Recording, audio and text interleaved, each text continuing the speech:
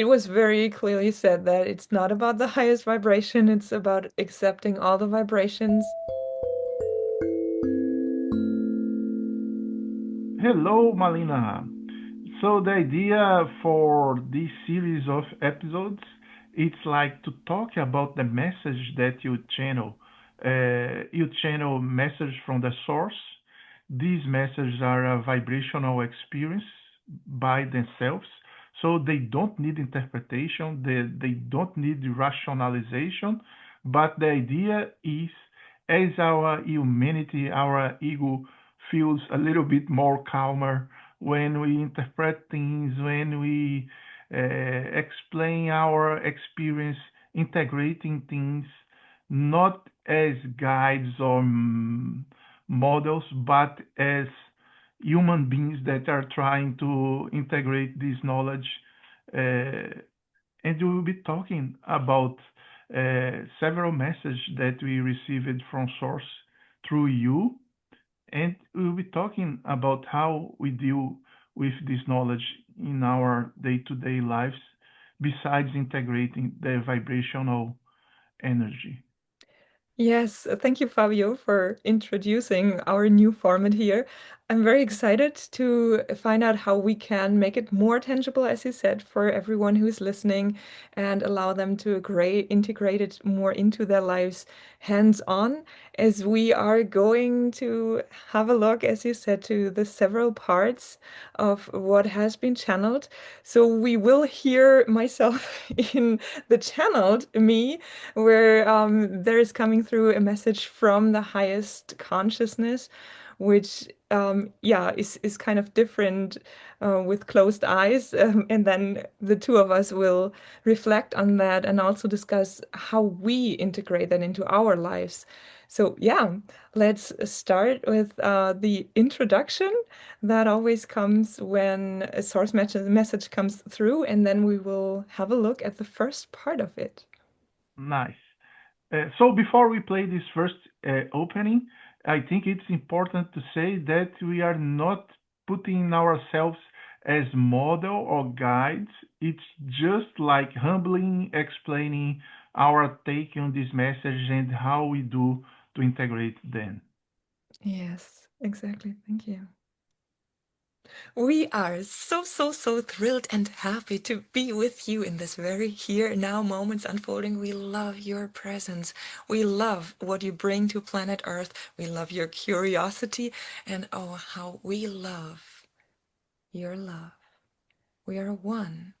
All that we can say is already conscious in you, even though we touch on that to make it even more tangible, more expressible, and more clear to your entire beingness. So this is the opening of the session in which Malina starts the connection with the source or with energies of very high vibrational levels. And now the procedure is, in this case, me, I start to ask the source questions about myself, and Malina continues to channel the answers from the sources. So we'll be playing several of these messages and we'll be trying to tangibilize them. So let's put the first message. Is there any specific message about my spiritual path and how I am walking on it? We love your question. Firstly, we want you to know your path forms under your feet the moment you trust into the next step. So Malina, what's your take on this first part of the message? Well, I feel it's very simple and at the same time very deep. So taking a step without knowing what's under the feet when you hit the ground is taking lots of trust requests, you could say. So it really requires lots of trust and lots of knowing that there is something. It's as if we would walk in a cloudy or nebulous surrounding, and we can't see a thing, but we know that there is a way in front of us, and we can set our foot safely to the next step. So I feel for the actual life and integrating that into what we are living through, it means that we are very mm, programmed to always know what result a step brings and what it's good for. So instead of taking a step, we are often used to question what the step will make for us or will benefit us for or what it's going to lead to. So we hesitate to take steps that have no reason or no, we can't be sure what it's gonna what it is going to lead to. That's at least how most of us are conditioned. Plan before you do and all of that. So I feel that this really reverses the ways we are invited to live. It's For me, it's a very profound thing to really go for what feels right, knowing that what takes place is orchestrated, not needing to know what this orchestration looks like, how it feels like, how it sounds like. So, yeah, that's how I feel, then what it's telling us. Yeah, I totally agree. It's really a deep message. To me, I mean, it has, as you said, everything to do with trust. And also, in a very practical way, to me, to detach myself from the hows and whens. Because a lot of the time, when we are willing to know the next step and not just the next step, we are actually worried about the hows and the whens. And I mean, it boils down to surrender, how to surrender ourselves to the divine flow of the divine providence and the orchestration. Yeah, Right. Yes. Yeah, I love that. Mm-hmm. yeah. So I think, yeah, as you said, it's detaching ourselves of the when and the how. And yeah, it also came to my mind. I was always afraid of heights, but believe it or not, I use it to climb mountains. Really? Yeah, and people always asked me, how is that possible? And I always answer them, yeah, because the fear really helps me when I'm climbing because I put so much attention in the present moment and in the next step, where to put my feet on the next step.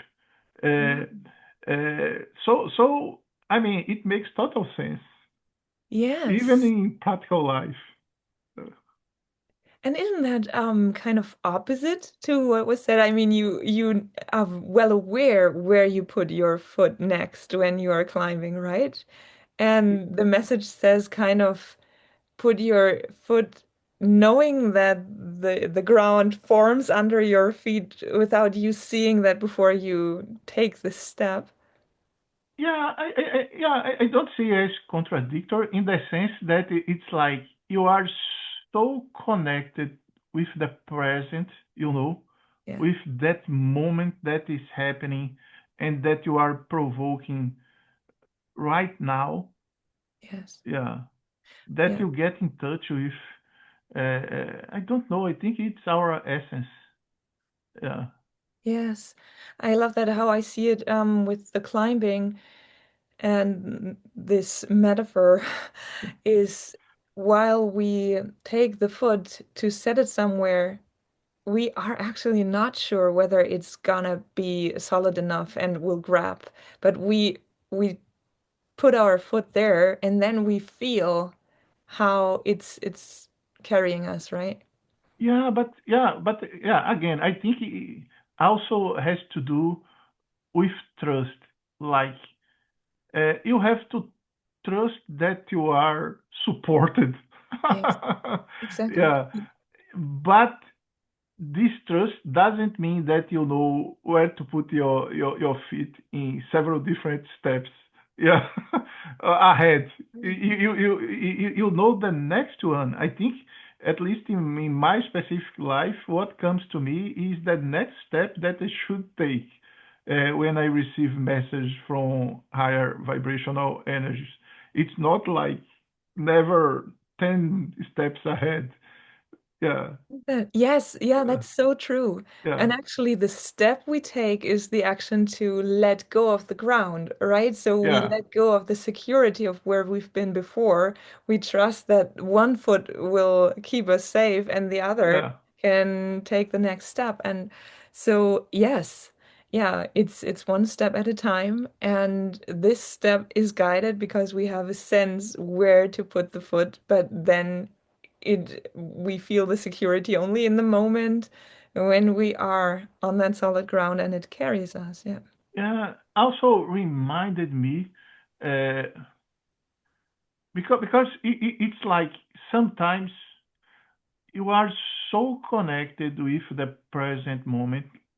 Like I mean, in the same situation, for example, when I was let's say concerned just in where to put the next my feet, or even just one foot in the next step, that also made me feel so much my essence, I think before transcendental experience, it was one situation in which I could really, how can I say, feel the spirit, because wow, you are so present that you feel energies everywhere.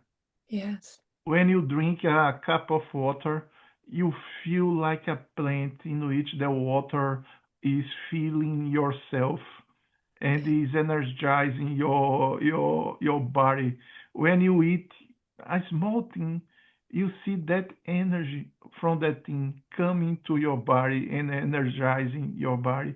And I think all those things has to do with living in the present moment in this specific situation because of the fear of heights. But I hope in the future we don't need fear to that. I mean, I try to not. I try to meditate to substitute that. Yes. Yeah, so true. I Yeah. love that. I love that. And as you said, being in a one with all in the full awareness, that's kind of what is the essence of trusting and of taking the steps not from a place of I feel secure enough to take it, but from a place of I'm guided and I'm one with everything. And yes, can feel that. Love it. Okay, nice.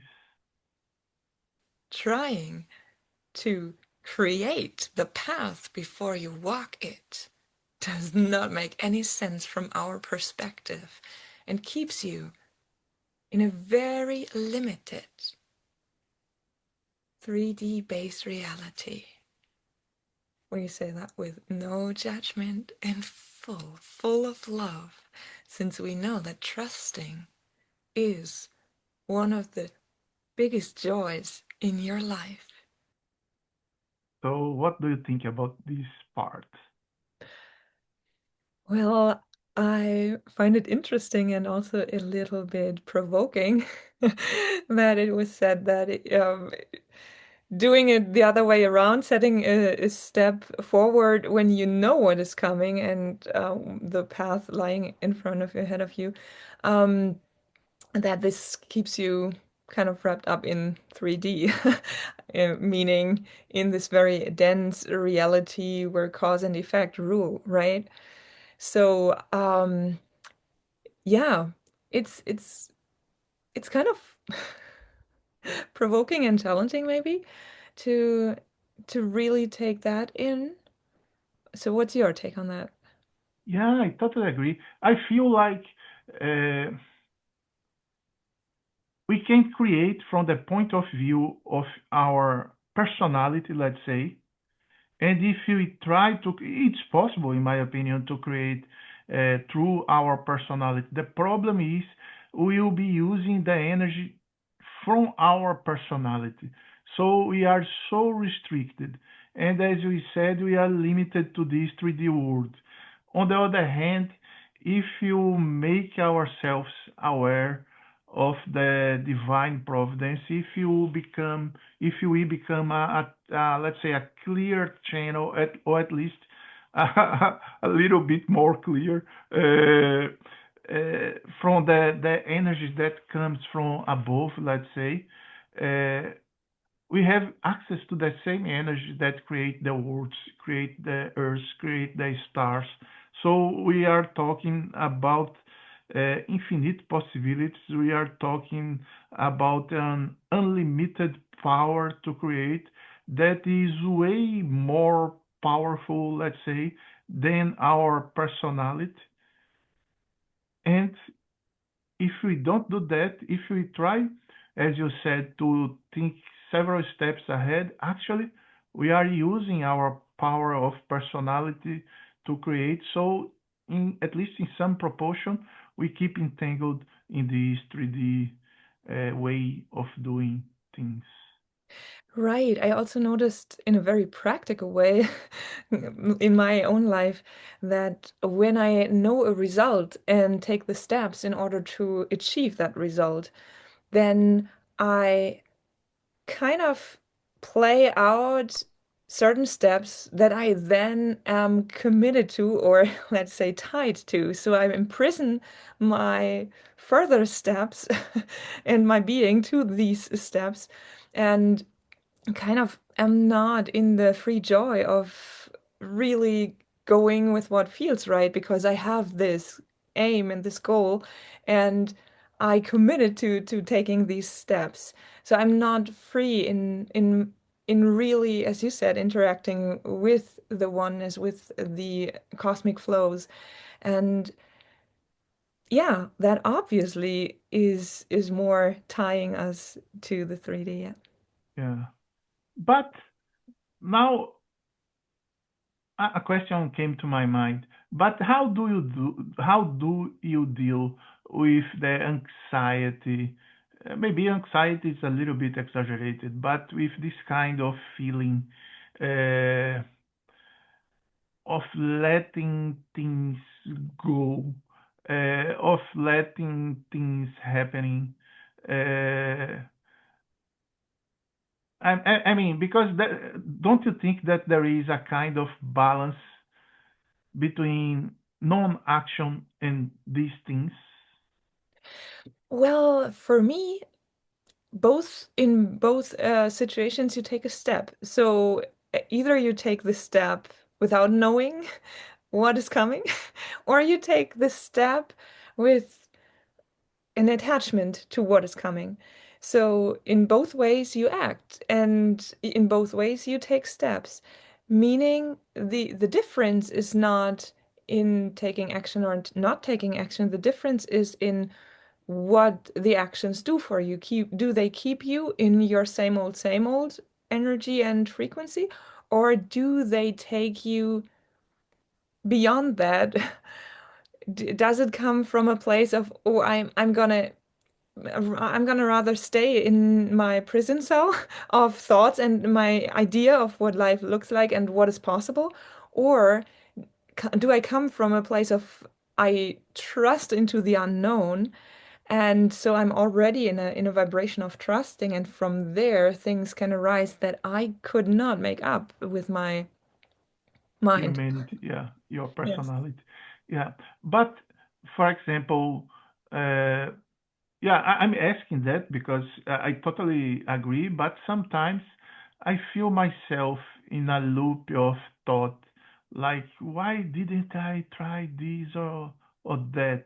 Don't you feel sometimes this kind of, I should have done this and that, I should have reacted, because our ego, our humanity is from a reactive uh, nature, let's say. Yes. And how do you deal with that? With this kind of, let's say, human worry about keeping stepping all the time in the unknown? To be very honest, um, I I feel the sensation that this comes, the offer that I could question my choice or what happened or how I reacted. But since you now ask me, what I actually feel is to always immediately know that everything is happening for me, that this is part of my choice that allows me to have all the experiences that I had up until now, and that even if I cannot see it now, it's gonna lead to something that I will understand later on, or that will carry me way beyond what I could have had with without this incident. So, for example, hands on, um, when my father died, the property situation and all of that was very unstable. So I, with my human mind, I would have tried to keep it safe and to not lose anything and all of that. So I would have efforted a lot, and I would have let go of my vibration in order to make things happen and try to hold on to values and and what I found always, I was always called back when I was going into that direction. I was always called to trust and stay in your vibration. Trust and know that this is part of what you want to experience. So if you would experience what you think you want to experience, then you would be stuck in an experiential loop of recreating what you know. It's not an art of a piece of art. It's it's more of a recreation of what is cause and effect based, right? Or it might tie you to something. In my case, it was really, I was wondering whether I should go there, in order to be there for my mom and to be in the countryside and to be more supportive there. Also, not to have to pay rent twice because I mean, there's the property that needs financial care, right? And then there's the own apartment. And mm, what I noticed was that I was very gently but very clearly guided not to invest myself there in a way of entangling and trying to make things happen the way that I could imagine them to be so that everything would kind of work out, right? So it was way more I would, yeah, well, it was unsettling maybe Yeah, I think so. in the ways that I was feeling about it because it was not okay. It's all taken care of, and from a logical place.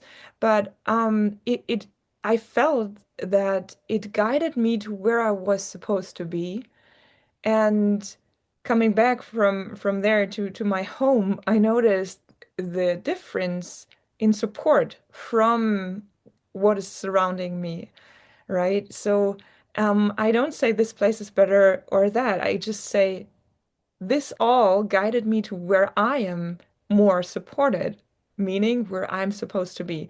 So, long story short, I really feel that I can go into the questioning, and of course, it's always luring me there, and wants to drag me to questioning or doubting what I have done or how I went about certain things. Yet, since it's like a mantra that automatically is going on inside of me, always telling me it is all happening for you, everything is happening for you. It's like when things like that come, it's immediately erased because I Nice. know and have experienced that everything is happening for me, not in a way that it's all like in a fairy tale where it's clear that everyone wants to have the biggest, nicest, and most comfortable, whatever place with, that is always generalized for everyone to have. It's really letting go of this and trusting into I am here to make certain experiences so that I go deeper into my essence and that I can keep my vibration of pure love frequency through every situation. That's why situations come into my life that might be more complex or not as fairy tale like, but there's also um, possible or yeah, opportunities for me to really feel that it is possible to be in peace while the world is turning upside down and things are happening. So yeah, that's how I perceive it hands on. Yeah, really interesting. It reminded me once I was meditating, uh, because in some sense, not in some sense, in total sense, I believe that we build our reality. Right. Uh, and I was thinking, okay, if I build our reality, is the all the reality taught by me? Uh, this was the question that I asked when meditating, and the answer that came, it was no. I mean, if by me I mean my personality or my human incarnation, it's not like that because you have I'm calling untaught happenings that they are provoked as steps to bring you where you should go. For Mm, example, provoked by your higher self or even higher vibrational layers above the higher self. yes. Yeah. Yeah. So these untaught happenings or these untaught things are just stepstones on the path. Yeah. Oh, wonderful. Yes, I love that. Mm. So we remind you of these joys. We remind you to play your path moment by moment to then see how your path evolved in perspective, not in advance. It's not, it's never ever about the spiritual path. It is about the spiritual moment. It's about the unfolding of your here now. Okay, this one is really interesting in my opinion. Yeah. Wonderful. Yes. Do you want to start? Yeah, I can start. Yeah, because I think I mean, I think there are so many meanings in this message. Uh, Although they are really short, they are really deep. Uh, so to me, the first thing that comes to my mind, it's like, okay, do I really believe that I am a soul having a human experience or not? Because if I really believe that is that way, I have to understand that the spirit is experienced through me. Yes. Yes. So the next step is not from my humanity, it's not from my ego. It's actually from the spirit, from my higher self, from above my higher self. This, So this, true. this was what first came to my mind. Mm. Wonderful. I love that. Yes. For me, the joy jumped out. So, the Yeah. the The aspect of joy to me is very complex. I must confess. This is one lesson that I have to really, how can I say, prime myself to exercise all the time. Because if I am not, let's say, I mean, joy, in my opinion, not my opinion, I mean, in my ego's opinion, is something that I have to really exercise feeling, you know. If I let myself, let's say, in the absence of a better word, out of guard, I come back to a how can I say maybe a do it mindset instead of a joyful mindset. Oh yeah. Uh, and I Yes. totally recognize that when I'm in this joyful mindset, the levels of energy, the levels of everything, the levels of serendipities and synchronicities. I mean, I totally understand from the point of view of, let's say, the belief, the external belief, but it's really complex to me to integrate this one. Okay, yes. Yeah, fully understood. Yeah, Yeah. I mean, it's definitely one of the most challenging things in life in general, I'd say. That's why there are so many books about happiness, of about finding peace and joy. I would say peace is quite equivalent to joy, a joyous life. When you really enjoy every moment, there's absolute peace in every moment. There is, in the absence of joy and happiness, I would say there is no real peace. There might be a, I a totally agree. state of silence, maybe, or of mm, balance in a way that nothing is happening, but it's more of a standstill or something like that. Not a dynamic, stasis like state of stillness, silence, stillness. Yes. Yeah. And I mean, and how do really integrate that? I think it comes back to our last comment. It's like you have to really remind yourself that life is happening for you and not against you, and coming back to your essence, to your vibration. Yes. Yeah. Yeah, that's true. However, sometimes that's not enough. When we are in a place where we do not feel any joy at all, we can tell ourselves everything is happening for us, and it just makes it worse because it doesn't feel like it, right? So, um, I noticed that it is so easy to be in the joy when there is joy.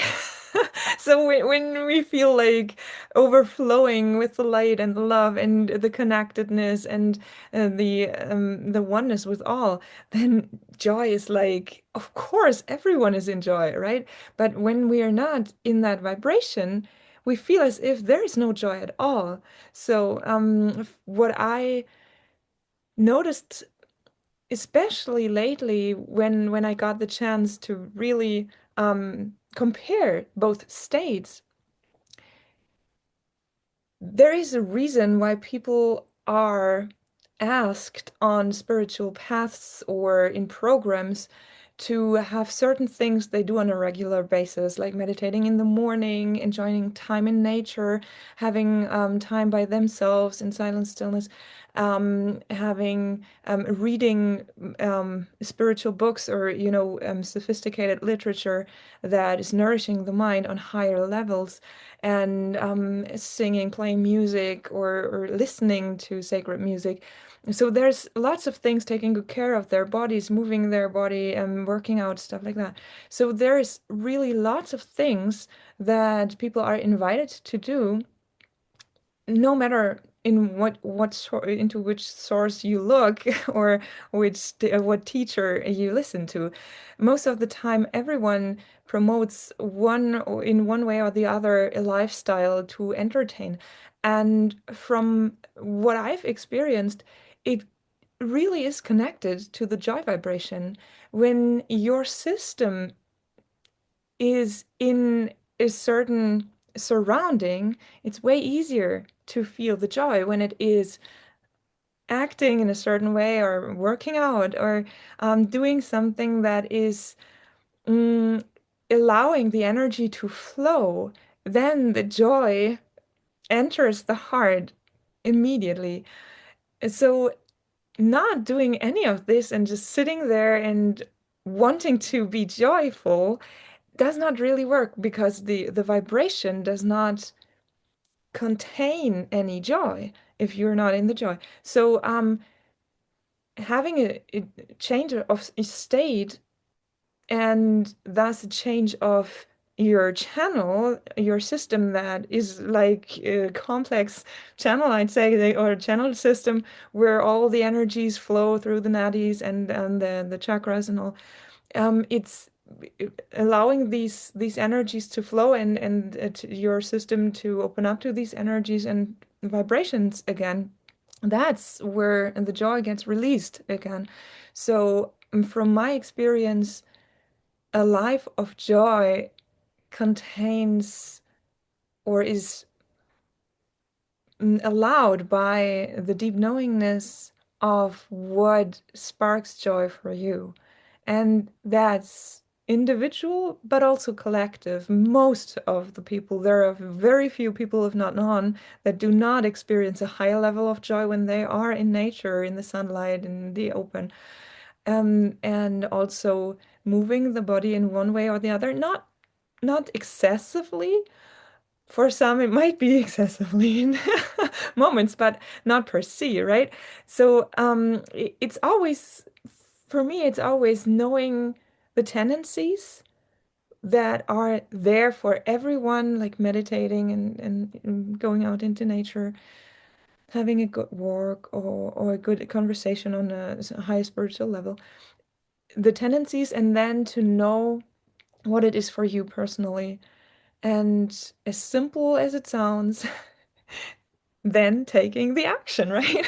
Then really going for the walk or um, making it a priority to go to the lake and have your swim or whatever it is.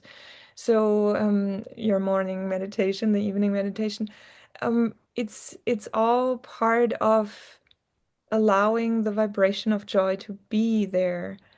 And as I said, what I have experienced is that you cannot imagine joy to be there if it's not there.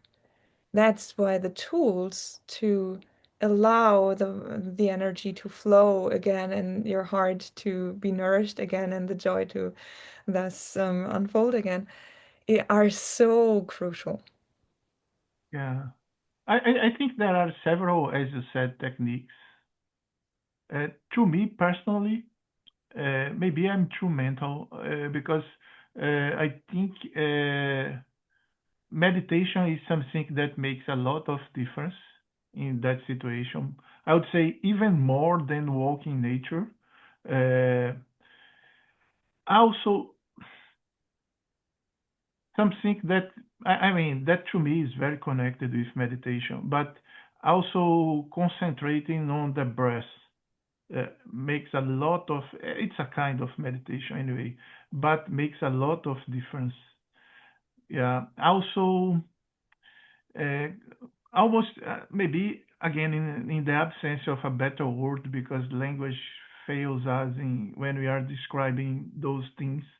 Uh, Also, trying to consciously connecting with the energy of gratitude. Oh, yes, that Yeah, is a yeah, very profound one. yeah. It brings, I mean, most of the time, joy back to me.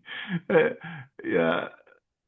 I mean, and when I'm really out of joy, I can find gratitude in past things.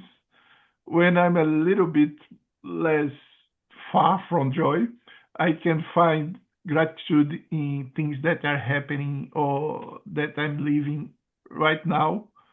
Yeah, and well, gratitude, in my opinion, makes a lot of difference to me. I love that you said that because actually that's exactly what is the pull out of very Yeah, dense vibrations. So I would say that's really the key. I mean, one thing that, but it's always in combination of gratitude because that brings you to heartfeltness in all that yeah, you do. So for me, singing, soulful singing is definitely one thing that provokes the joy in my heart. But as you said, without gratitude for the moment, for the life, for whatever it is, but the vibration of gratitude, without that, it is very tough to have the sensation. It's not a sensation, but that vibration of joy in your heart. yeah, There really is no path. that suits others. There is only your now by now path that does not follow any rules, but one. The one and only rule, even though that's no rule that it follows, is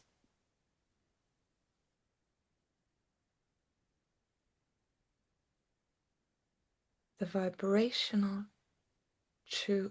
choosing moment by moment.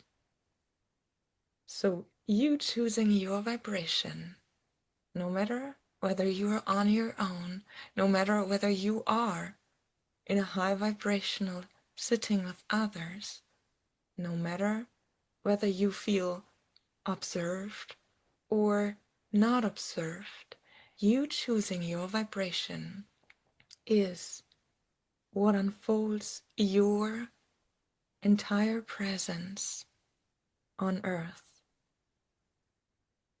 Oh, Well, actually, that hits home for me at the moment quite much, since I really feel the choosing part of having my vibration and having this or that vibration. And for me, it's in the beginning, or let's say to start with, to acknowledge that that it is a choice. So not to try to force it to be as high as possible, but really to observe, what am I choosing? What's my choosing traits, or um, what is it that I turn to when I'm bored, or when I feel like, okay, now I had a high vibrational experience. What now, right? So the choosing part is really huge for me, and the more I observe that, the more I find that I have the choice, and the more I allow my choices with no judgment at all, the more I tend to make better choices of vibration, and to experiment with the things that I really love, and at times to say, oh, you know what? Today, I can do something else, but not from a place of, oh, like after a concert, and then you had such a high vibration that you just want to down it, and you, I don't know, often people drug themselves, or and take alcohol or something like that. Others just take too much food, or so it's really, for me, I notice how balance takes place, or it's kind of a balancing effect when we acknowledge the choices we make instead of judging them, because the judgment leads to really wanting something, and then being in resistance to what is possible, because before I do what is possible, I enjoy what I enjoy right now, right? So, and you stay in this, I wouldn't say enjoying, but more of yeah, numbing yourself loop. And one day you can, how it works, how it goes. You can choose a high vibration. Now I'm gonna choose the low vibration, so that then my desires are fulfilled, and then I can go to the high vibrational state. That does never really play into our cards, because when we entertain the desires, they just expand and get more. So yeah, what I am experiencing with this is, the less I judge my choices, the more competent and confident I become in choosing wisely and from a place of connectedness, because with no judgment comes connectedness. When I do not judge myself for what I am doing or choosing, then I am yeah, it's easier to be one with myself and to feel myself because I'm not rejecting myself and my choices. And then I feel what really feels good. And the choices I make become more sophisticated in terms of vibration. That's how I perceive it and what came up for me in this part. Interesting. Yeah, yeah. This one is a little bit tougher to me. Yeah, because yeah, I think choice is uh, an essential thing. I think desires, if you are, I mean, we have different kinds of desires because I think we also have desires coming from very high vibrational layers. I mean, that are the things that we planned to experience on Earth. At least this is how I see. Yeah, but sometimes I think even if we have this belief, uh, I mean, we can find so many sophisticated ways of distracting ourselves. Yeah, Mm. even ways in the spiritual path.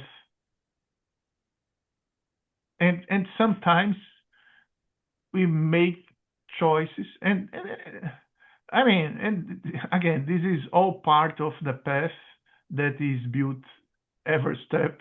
Uh, I'm not saying, I'm not complaining about the mechanism itself, uh, but sometimes I feel also that we think that we are choosing the best vibration for us, and probably we are because of the divine orchestration. But uh, actually, the vibrational outcome is not sometimes what we expected beforehand.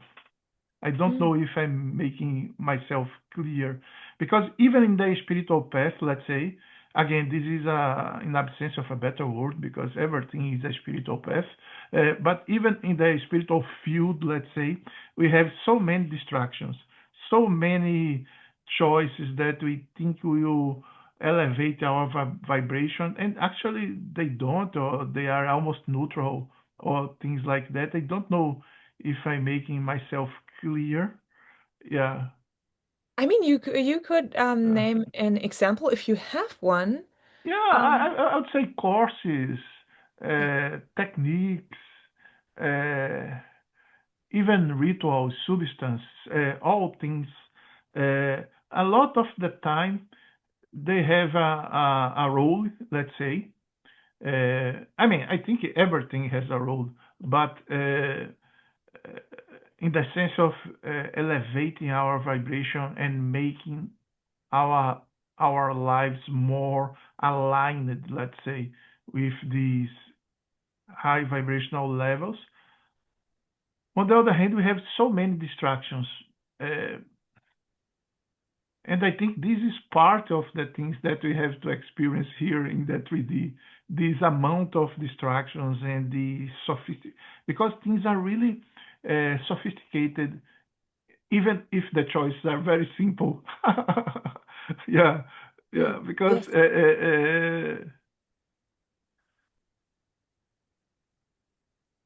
it's also relatively easy to my ego to get caught in thinking that I'm choosing the best vibration to me at that moment, you know? Yes. Yeah. Yeah. Yeah. Yeah. Fully understood. Um, I love your examples, and from what I feel and also heard, the vibrational choice is not the choice of the actions. It's the choice of which vibration we bring to the actions and what place we come from, no matter what actions we entertain. So there is a slight difference there, and I feel that oftentimes we are not aware of that difference. We think a certain action induces or a certain frequency into us. And we might feel that when we go to a group meditation or a course, or that would elevate our vibration. From my perspective, the only thing that can happen due to the course or the meditation or whatever we take place, we choose to enter to take part in, the only thing that can be done by these things is that we are more likely to open ourselves up to these higher vibrations. So it's not that we receive the higher vibrations. Of course, if there is a light full of a room full of light, and we open ourselves up to these vibrations, we might receive higher vibrations than when we are in a room of darkness, right? But from the profound thing in the vibrational choice and bringing it to the daily life, for me, really is to know that the action is can be in a it can take place in a high vibration, but it also can take place in a low vibration. So meditating mornings and noons and nights and all day long for someone can be very uplifting and elevating. For someone else who is just sitting there and doesn't feel anything, they might call it meditation as well, but maybe it's just a waste of time, right? So depending, and also when we go to into a course and are with other people, for me it's especially when there are others involved, it's so important that I know I don't go there in a lack of. I don't go there because I am lacking something and I want to receive that.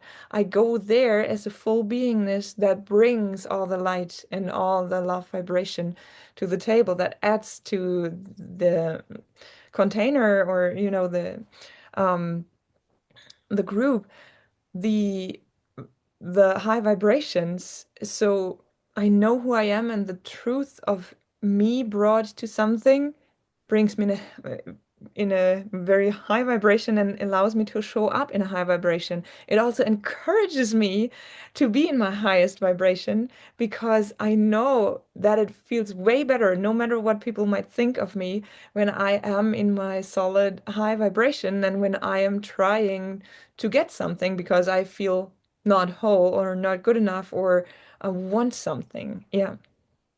Yeah. Yeah, this is a very interesting point. Yeah, for sure. I was wondering when you were talking, because I I think we are so multidimensional and we have so many layers, uh, that in the end it's like everything are permission slips.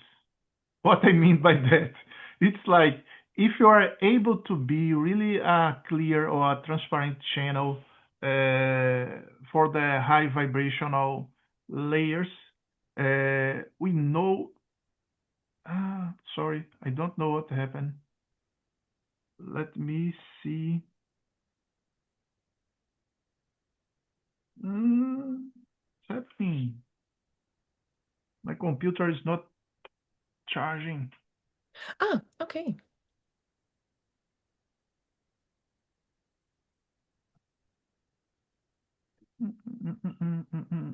I'm using the wrong cable. This is why it's not charging. Let me see what's that. What's that one?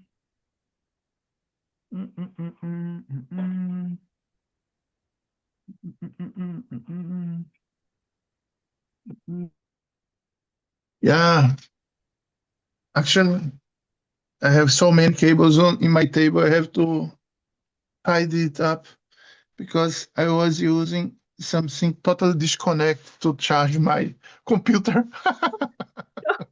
Okay, yes. Yeah, and now why this annoying? Now I'm back. Okay, Okay, great. let me turn the light on again. Yeah, sorry. Oh, good.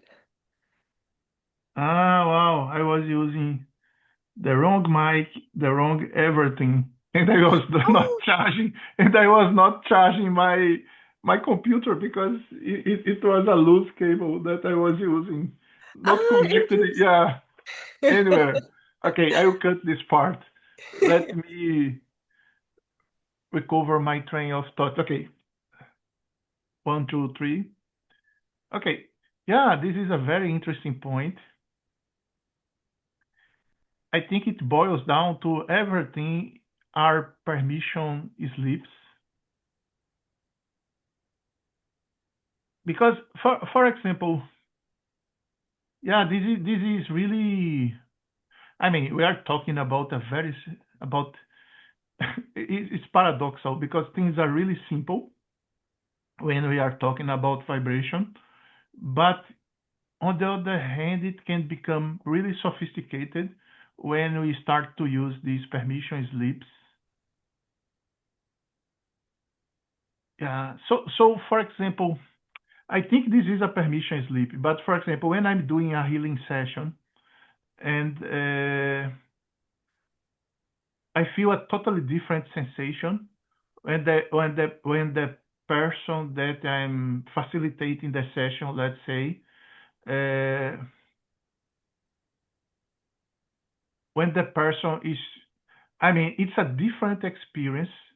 I cannot even say if it is more efficient or not, but it's a different experience when the person is physically close to me, or when the person is in another country and I'm doing an online healing session.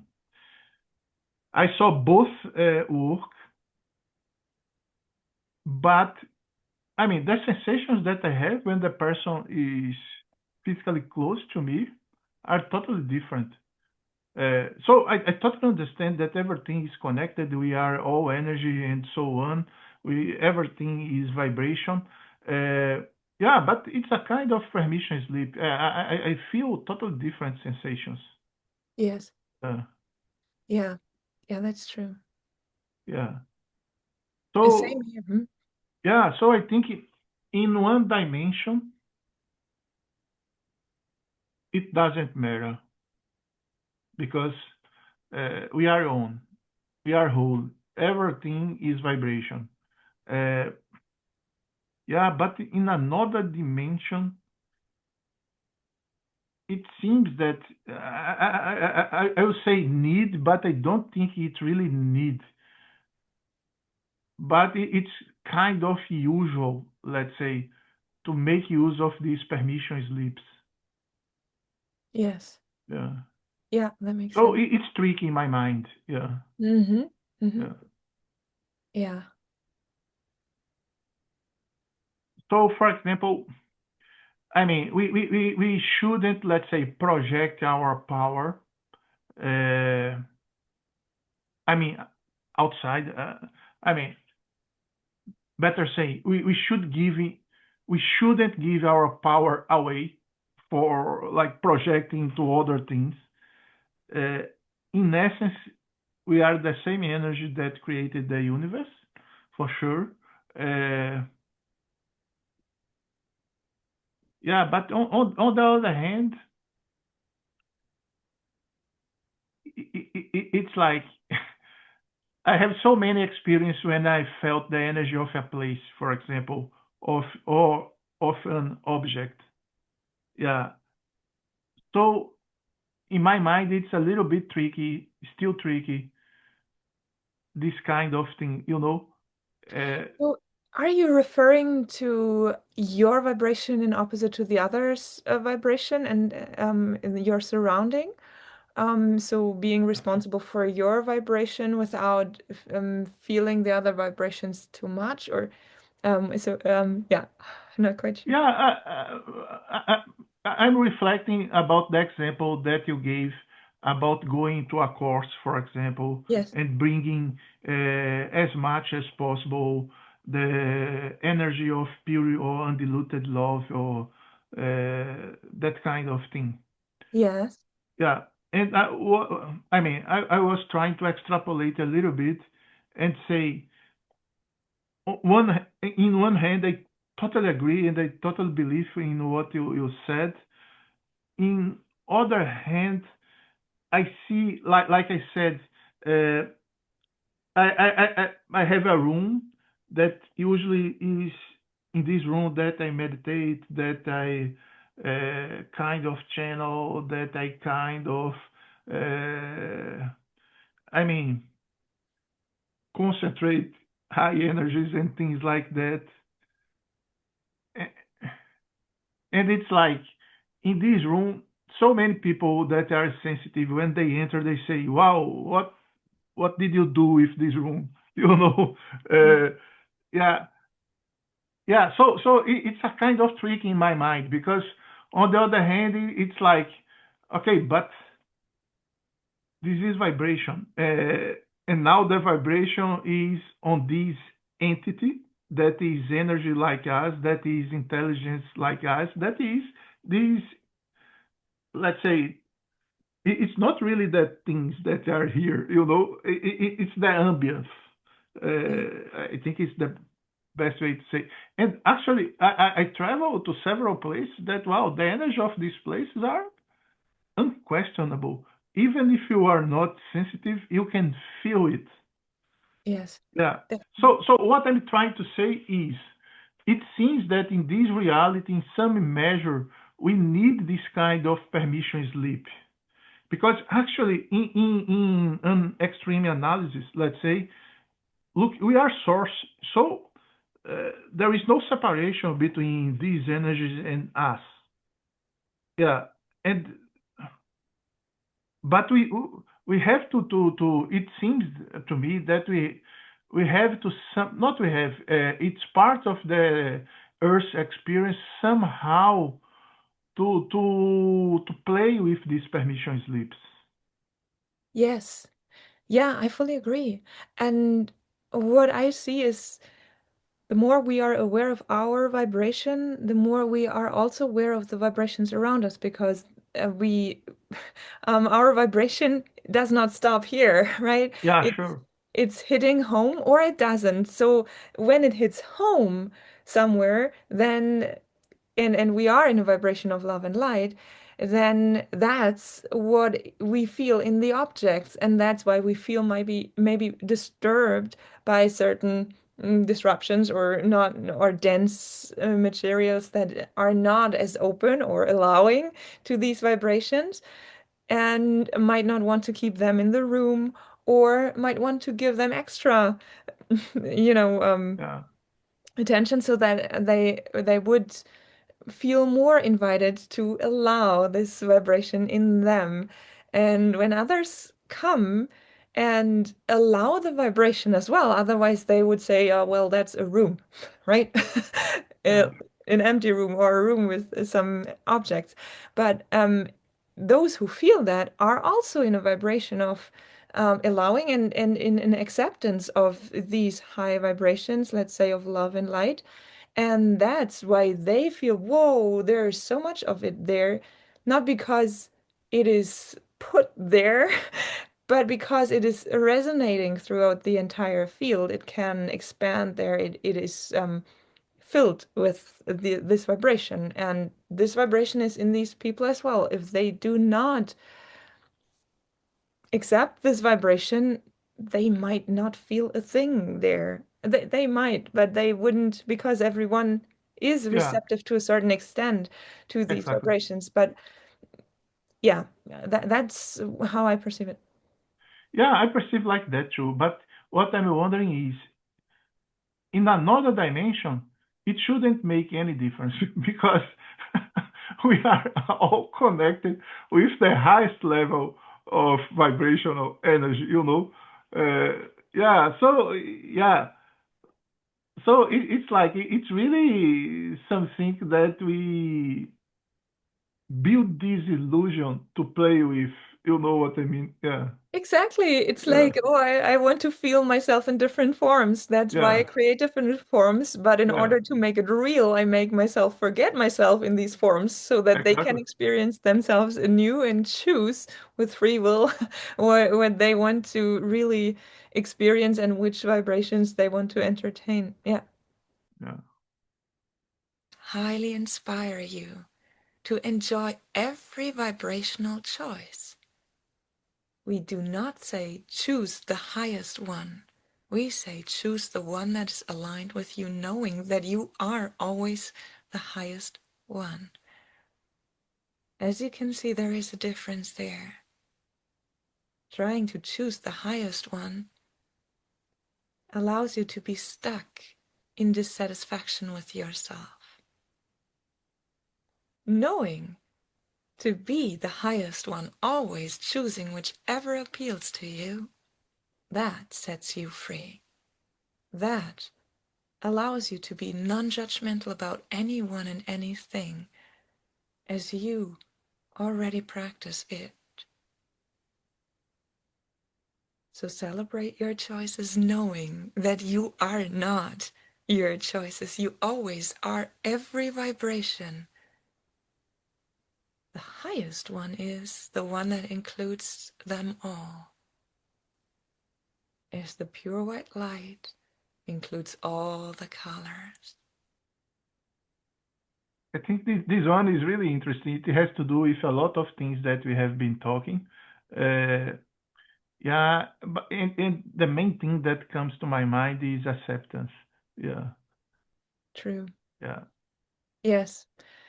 Yeah, it was very clearly said that it's not about the highest vibration, it's about accepting all the vibrations and thus kind of as with the white light, right? Accepting all the vibrations leads you to the highest vibration because that's what is in every vibration, kind of. Yeah.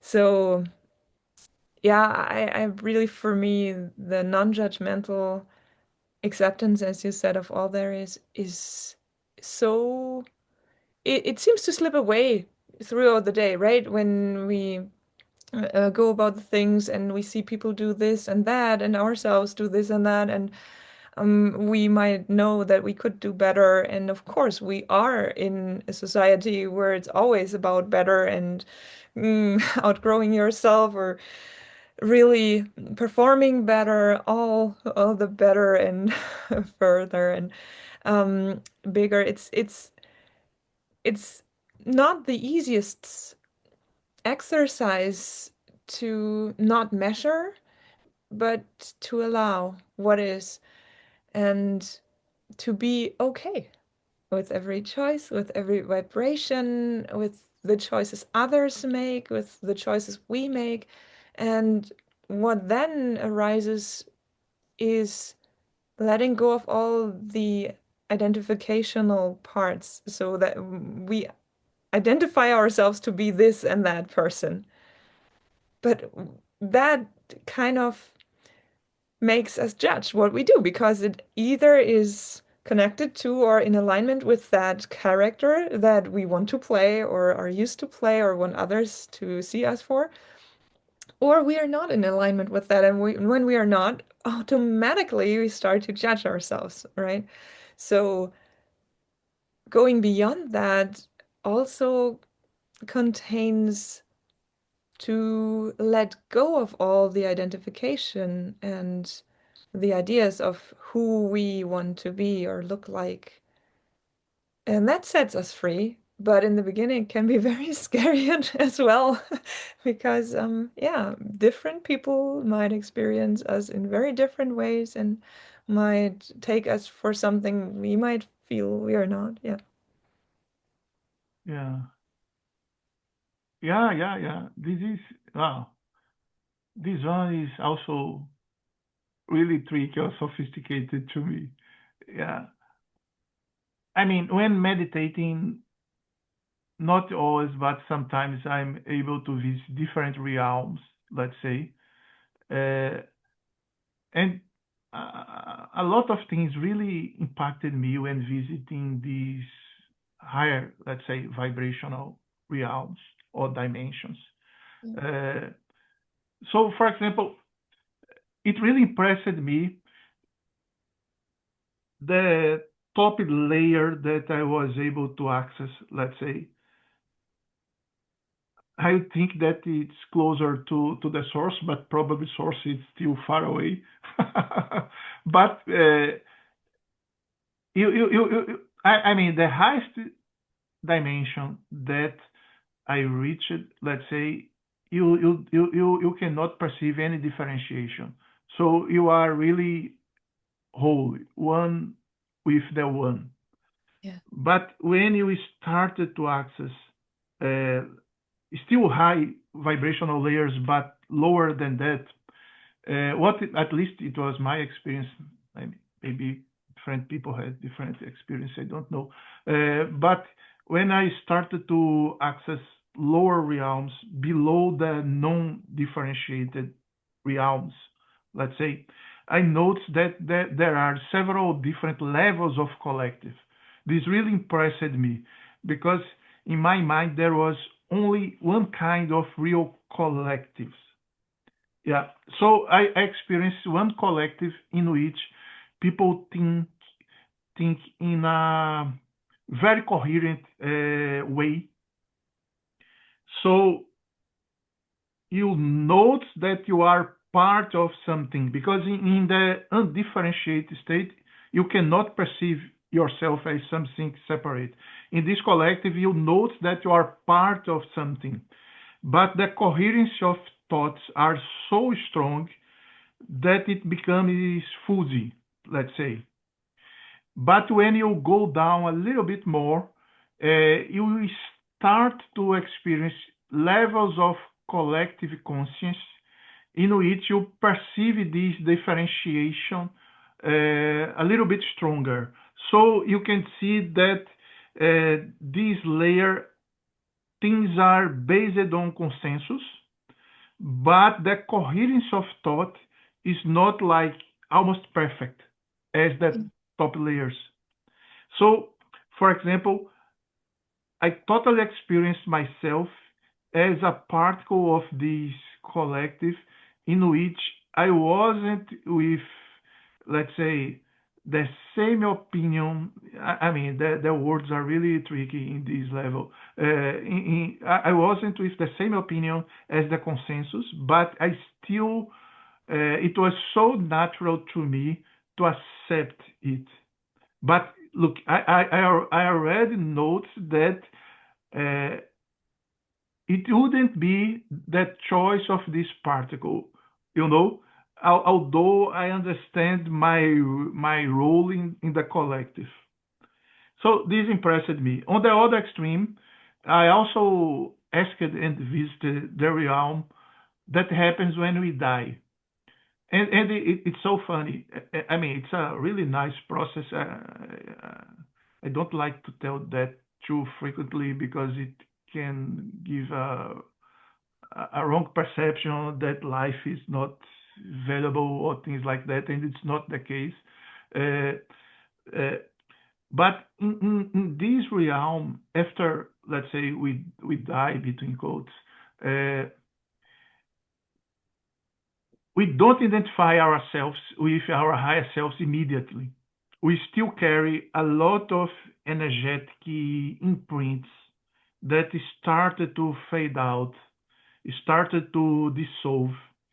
So sometimes when we reach, let's say, the other side, we are so enthusiastic, like, wow, I was so close to experience this thing that I would like to experience. I was so close to fulfill this specific task that I would like to fulfill. That sometimes we reincarnate very fast. We choose even harder or stronger message to nudge us to experience that lesson or to do that task or something in that direction. Uh, yeah, what I'm trying to say is it's really tricky because I mean on Earth the experience that I have accessing these other realms is that on Earth the palette of emotions and the intensity of the emotions are unique. Okay, I never visited a realm in which we had so strong and so varied palette of emotions. And this is why, in my opinion, Earth is not a it's like a privilege. It's not a place of we have to learn because to evolve. It's like we come here and we are so evolved that we are in condition to experience this kind of range of emotions and things like that. Yeah. But what impressed me is that, look, even this example that I gave about the collective, it's a kind of emotion because I noticed that my choice wouldn't be if I wasn't part of the collective, the choice that the collective had. Yes. So what I'm trying to say is judgment is something that is harder even in very high dimensions. Mm. Because Mm. I mean, this judgment that you talked about on Earth, for sure, it's something much more, let's say, intense. But look, the discordance or the non-total coherence, it's a kind of judgment. Yes. Well, I feel for me it's in these higher realities or in the highest consciousness, it really it's like bubbles in the ocean, right? It's like, wow, they are playing. And yes, they are fighting, but it doesn't look and the chaos is embedded into the harmony. So it's kind of glitter, you know. Yeah, yeah, Yeah, that's how I yeah, perceive it. But yeah. I think so. Yeah, but yeah, but again, it's tricky because first time I reached an undifferentiated realm, let's say, or dimension, I don't know, or plane, as you would like to say. Wow, it was frightening to me because I said, "Where is Fabio? There is no Fabio, you know." Yes. Yes. So I note, I mean, I really experienced how attached we are to our personalities. Right. Yeah. Yes. Yes.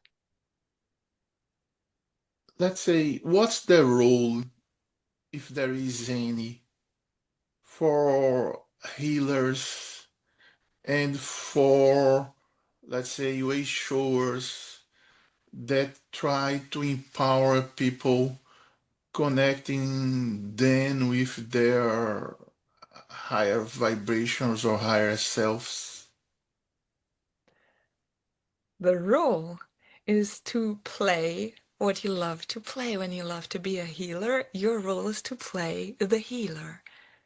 What you are asking for as we hear it is, what is your task in that? What is the significance of playing the role? What is it that you are supposed to be doing with that role and in that role? Is that adequate to say? Yes. Wonderful. So, we want to answer exactly that. The task, the request of the healer, the way shower, that took on the role because it's so fun and they love to play this role because they feel comfortable in this role, they feel challenged in this role, they love to play that role in that play on stage. The task is to let go of this role, to let go of the significance of this role. And that's the highest task. It's not the task of this role, but it's the task that comes along with that role. So this one is a sophisticated one. Oh, yes, it is. Yeah. I'm really. curious about your take. Yeah. Okay. Well, it's funny because the very thing we ended with is kind of picked up on in that Yeah. one, in this one. As you said, it can be so scary when your entire identification, or let's say 3D being, is not visible anymore, not tangible, feelable anymore. And of course, that happens when we enter into in the higher planes of consciousness. And yes, I mean, I love how it was said that our task is not to play the role as good as possible, but really to let go of the role. And it also kind of asks for some for many it might ask the question or bring up the question, doesn't that put you in a state of passivity? And well, it was not said that we are supposed to stop playing our role, right? It was saying that we are supposed to let go of the identification with the role. So I would say it's more fun to watch a movie when you are not too identified with that person, when you know it's happening on the screen, and you can always choose to have your own story in your head or know how you would do that. So that's kind of the fun of watching a movie, right? You know how they do that, but you also know how you would choose. So it's easier to watch when you are the one who is kept in that or tied to that story, and you are not feeling that you are choosing it, but you have to act as the role is playing out or supposed to play, then it might feel different and more attached and also more captivated in that role and how it usually acts. So it takes a lot, I'd say, to really let go of the identification with that role.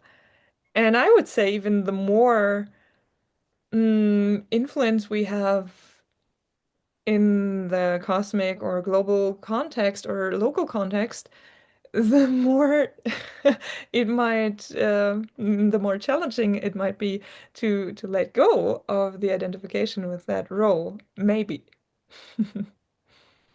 Yeah. Yeah. Yeah. I think it's an interesting take. I was also thinking this message connected with uh, that dynamic aspect of this universe, because usually we associate, not usually, I mean, in the 3D, we try to associate good things or evolution almost with stability. Uh, and actually, there is a dynamic aspect in everything. So I think to get attached is to open hand of this dynamic state. Let's say the nature, in my humble opinion, the nature of the universe is movement. Uh, so I'm interpreting this message as something like, okay, so the ultimate role, let's say, if there is such a thing, it's not to have any role or to play all the roles. Maybe it's another way of putting it, because uh, I mean, the universe is dynamic. We are not here to rest and to to have a passive life in the colloquial sense, but to really embrace the unknown, because probably, I mean, it's my belief that our souls uh, always are planning things bigger than we are able to plan or to play, if we prefer this verb. Uh, so if our humanity is thinking, okay, your final purpose is to be a healer, actually, our soul is thinking something totally different. Yeah. So true. Mm. I really love what you just said, and it reminds me of several times in my life when I actually let go of a role. It was oftentimes perceived to be very radical and not in a good way, usually. So I I take it very lightly to change roles, right? Mm, for example, I mean, it just came to my mind. At a certain place when I was working with essential oils and aromatherapy, for so many people, I was the person connected to the essential oils, right? So they could not imagine me to be without the oils, or at least without that concept of. And one lady, when I said, "Okay, that's not my priority anymore," or I moved to something different, she said to me, "Wait, but to me, you are the queen of oils. Who are you then when you stop doing that, right?" And that was kind of it puzzled me because I did not identify myself that much with this outer thing. But of course, you get identified with that, like you in our in our conversation interview that we had together, in our Harmony Help Us conversation. I mean, I name you to be a natural healer. So if you went to do something else now, I would say, okay, my video is outdated, right? What now? But it's really what you said. I really love that our souls do not plan a very limited existence and role for us. They want a very wide range for us. So they nudge us here and there and allow us to let go of roles or really make us let go of roles because we are not able to perform this anymore or to do that anymore. And oftentimes we need that in order to let go of a role. When we don't need that, then it can be easier and more smoothly because we are not forced to let go of a role, but we deliberately say, okay, I've played in that for a long time, and whoever wanted to be touched by that or inspired by that got inspired by that. All the experiences that I was meant to make, I got, so now I can move on, or something else is calling me. I prefer that way, definitely. Nice. So many of you, and we know we speak about the many, not about you here. Many of you who chose the role of the healer, the role of the way shower. They identify with that role and they have a beautiful, wonderful, fulfilled life playing that role to perfection. You, however, asked this question to receive our genuine answer. This is not the answer that wants you to play your role the best you can to make you the role player, the unique one that masters this role. You asked this question to go beyond, and that's exactly why this role, these roles were given to you to see that they can be played because it's fun and it is nourishing and it is fulfilling and it gives you a sense of being needed, a sense of being of importance. And we say that, oh, with so much love and appreciation, a sense of contributing. The true, the one and only contribution that you can offer, that you are offering no matter which role you play,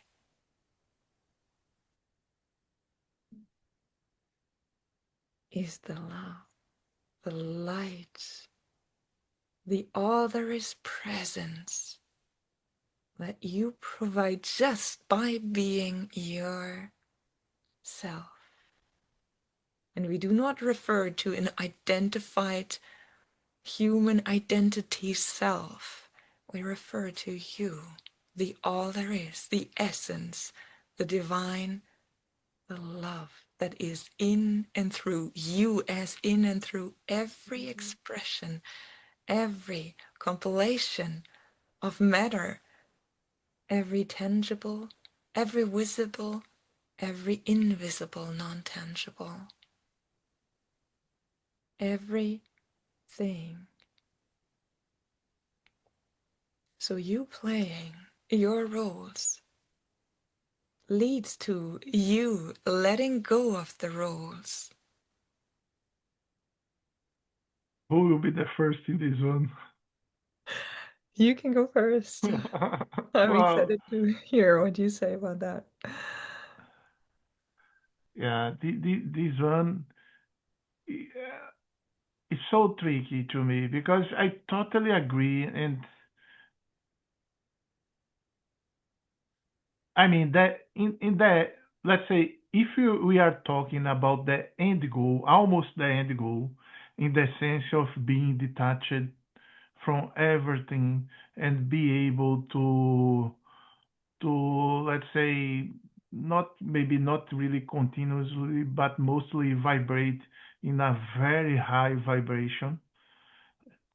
I totally agree that things will happen uh, without any rule at all. What I question myself when I hear that is how far am I am, how far I am from this state. Yes, Yeah, yeah. yeah.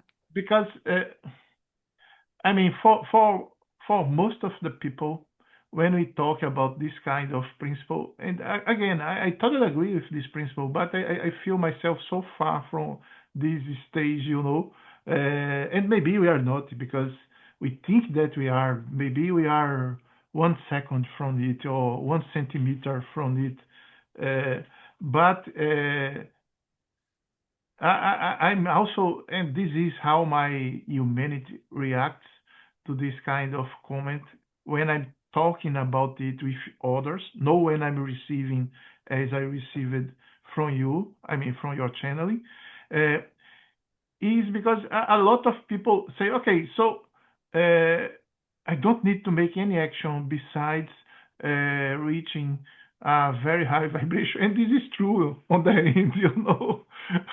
Yeah, but what I question is so far humanity and the people around me in general is from this point because it, it's like sometimes I have to, how can I say, in a very human way. I'll tell you a real case. I have a colleague in my regular job, let's say, Mhm. that she's having a tough time with her shoulder. Mm, I don't know how the physicians are calling thing something like a frozen shoulder. She had a bike accident, mm, and now she has to take steroid shots to mm, be able to move the arm again. mm. It's something really, I would say, impressive because yeah, I never Yeah, saw something like that. And the message that I received, it's like, wow, it's so easy to heal this kind of thing, energetically speaking. Yeah, but yeah, so I mean, when these things comes to my, I mean, when people look for me, uh,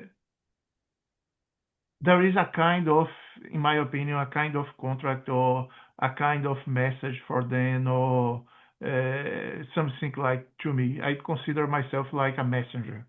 yes. Uh, in this specific case, I started to wonder, okay, in what extent is my ego uh, wanting to demonstrate to her that I'm able to heal her, or uh, there is a contract, between us. Yeah, Oh, yeah. yeah. So it's like in the sense of this message, if I was able to always vibrate in a very high vibration, it would be enough Yeah. to or modify the reality around me, and she's part of the reality around me, or yeah, that's it. But as the environment around me, when I say the environment, the reflections that I'm providing to the universe that is creating the reality around me are not yet in this level, or at least not entirely in this level of vibration. I wonder, shouldn't I tell her that? Because it's like when she was describing this thing, I said, "Wow, this I can totally see what's happening with her. This is so easy to heal energetically speaking. You know what I mean?" Yeah. Yes. Yeah. So sometimes I let's say I find myself in this kind of dilemma. Mm. Uh, Yeah. yeah. Yeah. Wow. I love your example and yeah, these dilemmas. Um to me personally, when you say that, I'm like, well, it's not clear whether your ego keeps you from telling her or nudges you into telling her. Yeah, yeah, exactly, So it exactly. could be both ways. Yeah, yeah, I know. This is And why it's tricky. yes, Yeah, and so the I don't know, for me oftentimes when I notice that I get hung up on something like that, I tune into the joy of my heart, coming back to the ones we had before, we talked about before. And I oftentimes notice, okay, is it a fear of missing out on an opportunity that would boost my ego? Or yeah, is it really a genuine, heartfelt joy of connecting with that person, no matter what comes from it? And I don't know, what is it for you? yeah. To me, in this specific case, it's really tricky because it's like reality bringing the people that can be healed by me to my regular job. So Yeah. it's a kind of layered message, you Yes. know. Yeah. Like Yeah. look what's happening. You are still in this regular job, so I'm bringing the people that can be healed by you to your regular job. Yes. I mean, I fully see that like that. And Yeah, I would yeah, say that not being attached to anything would mean that yeah, you are not attached to your reputation in the job yeah, yeah. because it could Exactly. cost you your reputation when you would No, offer your I mean this part I don't feel because all my time my reputation wasn't like the crazy guy. Okay. So that's not the So big one. this part maybe it will even improve my reputation. So cool. I love it. I love it. And then it's really not to be attached Yeah, to the outcome, which is also yeah, quite natural for you, right? yeah, I yeah, don't really see that I mean, I see both ways and that you can get confused, yeah. but from what I see, there is a clear invitation there. I Yeah, mean, I think so yeah. too. Yeah. Look what is happening right now with our dialogue. Although we recognize all these things, for example, me in this specific case, I'm actually looking for a confirmation. Yes. Yeah, So true. So true. yeah, Yes. yeah, And it's funny because from what was said, I would have yeah, said, okay, the um well, the sophisticated thing to do would be yeah, to relax and say, okay, maybe she comes to me or she doesn't. I do not attach to the I'm not attached to the role, and I can outgrow that role. And for a moment when you were sharing it, I was like, okay, when I love a clear space, a tidy space, then I should start tidying in my space and not, um, criticizing what is around me. And all of a sudden, I will notice that everything around me also finds some natural order. So that was also something that came to me in while you were speaking in comparison or in the context of what was said before. Mm, yeah, because it was said that it's you might find yourself to be a healer now, but that's not your ultimate Yeah. state of beingness, right? So going beyond your current role, it might mean that you take her for what she is and allow your healing presence to to surround her instead of your judgmental feeling of she could be healed, meaning she's in a limitation Yeah. and not in the way she should be. Um, I feel that it's really not about figuring out which one it is. It's more about taking the step without knowing, right? Yeah, yeah, Right exactly. from the beginning, what we had Yeah. spoken in the beginning of, to really go for that, which is challenging, but at the same time carries the joy inside of you, right? So, mm, I would say we are at square one, where it is about taking this step, not knowing what it's going to lead to, and knowing that there is always the step that we take is always the right one. So we can't get it wrong, we can't mess it up. It's always guided, it's always the right one. So it's not about figuring out which one the step is to take. So first knowing what the step is you should take or what, Yeah, exactly.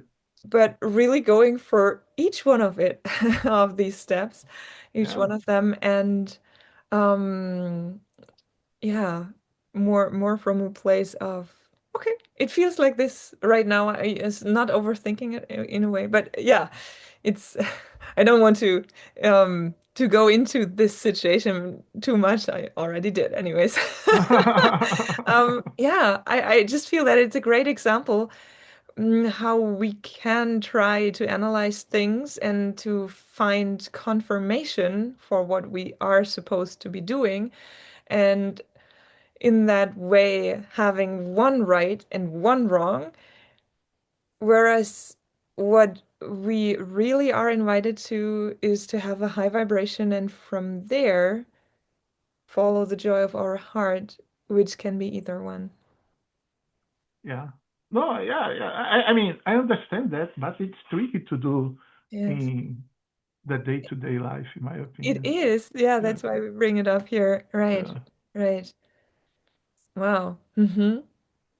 Yeah, give us some updated I will. how I you went will. about it. I will. Yes. Wonderful. The ultimate healer is the one who sees everything whole.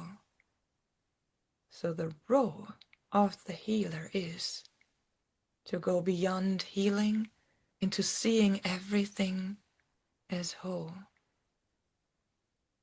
Seeing everything as whole does not give any relevance to the healer anymore. That's how your role of the healer dissolves, by playing it. So we don't encourage you to discard the role of the healer. We encourage you to go further, since we know that you already surrendered all your ideas of health and being whole to the highest, that you do not claim to know what whole and not whole is from a human perspective. I So love that one. answering our discussion. Exactly, right? Yeah. It was answering it. Yes. Yeah. Yeah. So Yeah, what and did it, you sorry, go ahead. what did you hear in terms of the answer? No, I mean, first of all, I found really interesting because uh, when I'm facilitating the healing process, usually I do precisely what was described. It's like I don't care about what these people are feeling or if people are saying that there is a grave disease or anything like that. I see the person as whole. Yeah. Yeah. So this is, let's say, one of the main principles of healing. It's not like curing the disease, Yeah. or the problem, or something like that. Uh, so this is I mean, this first part was already very interesting because it has a lot of resonance with the process itself. Yeah. Yeah, but again, I think the again, I mean, it comes back to the fact that we are multi-layered, in my opinion, multi-dimensional and things like that. Yeah, and I think there is, I mean, in the uh, in the end of the day, it's like it's a big play that you are playing. Uh, so there are several roles, as was said. We should place or the rule of the universe is that instead of being static, we should detach and play several different roles. Uh, yeah, but I see. Yeah, so not talking about myself specifically, I totally see the healing role. And again, when I'm saying healing in a very broad sense, it's not like only healing disease and things like that, or what people call disease and things like that.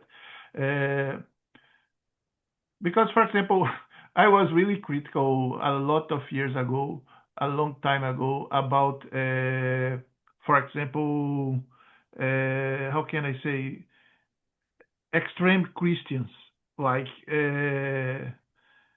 some sects of Protestantism and things like that. But I mean, even a long time ago, I noticed that even these sects they have a very important role. Yeah. So some people decided to play this kind of thing and they need this message or they agreed in playing the character that needs this message to start the awakening process. Yes. Yeah, the process of remembrance, let's say. Yeah. uh, so in that same sense or in that same direction, I totally can see that in part of this play there is a need for what we call healer, on the same sense that there is a need for, I mean, the healer and the healing is not for everybody, for sure. On the same sense that, let's say, I believe that if we experience again something closer to COVID and you are totally vibrating in a high vibrational level and you are able to keep your vibration in resonance with this high vibration, you don't need to fear and you don't need to take vaccines. But on the other hand, I totally understand that if you are not able and if you are subject to fear and things like that, so in this situation, it's better to have a shot, yeah. So yeah, I think again it comes back. Yeah, what I mean in my experience as a healer, the most impressive things. I mean, as I said, my ego like miracles. So miracles are really fun. Okay, I cannot deny. Even knowing all the detachment that you have to have, my personality finds fun to see those things happen. Yeah, I have to admit. Okay, but I mean, besides that, what impresses me is how people change their mindset and their worldview when they receive a healer. Sometimes this process is not even conscious. It's like it's not like okay, I was healed, I received a grace or as you wanna call it. So now I'm like that. It's not even so rational or so step by step or so cause and effect. It's like, well, people change. Simply they change. Yeah, Yes. yeah. So I mean, in my worldview, let's say,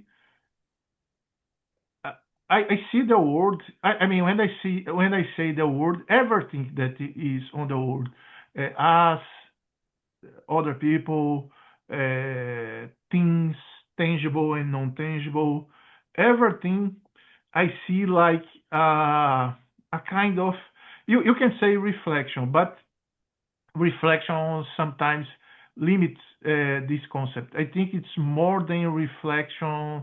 Again, the words are tricky in, when we describe those things. Are more like messages. Mhm. It's like a word of symbols nudging us in, like if you were in a video game, Mhm. uh, or in a play if you prefer, if you are more sophisticated. Yeah. It's like the script, let's say. So I totally can see the healing process and the role of the healer as a messenger in Yes. this specific not in this specific, in all situations actually. Yeah. Yeah. And I think even if you are not let's say an energetic or spiritual healer, as you wanna call, uh, even if you are an orthodox physician, Mhm. uh, I think the role is the same. It's a message. The problem is when we receive it from the orthodox medicine, it's even more difficult for us to associate the message with specific things. That's Yeah, true. yeah. Yes. Yeah. Fully agreed. And I also heard in this part of the channel message, it was about the ultimate healer, and it didn't say that we have to have different roles or have to play different roles. It said kind of we have it's the ultimate goal is to let go of it and to grow into it. It sounded to me as if every role leads to the realization that all is already perfect. So you can play that to the ultimate healer part where you come from healing and realize that everyone ultimately is whole and that even the issue they might have or the illness, that this is part of the message they receive or part of the experience they want to have. So yeah, it grows into the perfection of everything where you don't feel triggered by illnesses or diseases to help them. That's kind of what I heard with the ultimate healer, that whereas the lady with the shoulder triggered you to wanting to heal her, right? In the ultimate sense of being the ultimate healer, you might just feel okay. It's okay. It's her choice, and she would also come to me if that was her choice because I am this presence here, and she would know. And when there's a situation that happens where the two of you get to bump into each other and she says, "Oh, my shoulder hurts," and you say, "Oh, no worries." I don't know. When a situation happens without intent or without wanting it to happen, then it might happen. Um, but you feel the same way about her with her broken shoulder as you feel with her in a more healed state of beingness. And I felt that this also contained this message of the ultimate healer, contained that every role is ultimately one of accepting all there is and seeing everything as whole, be it the ultimate healer or the ultimate messenger or the ultimate guide or whatever it is, way shower.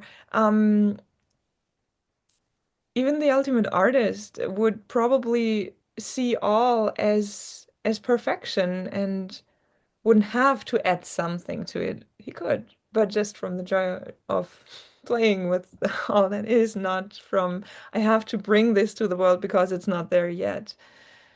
Yeah, that's kind of what I took from that as well.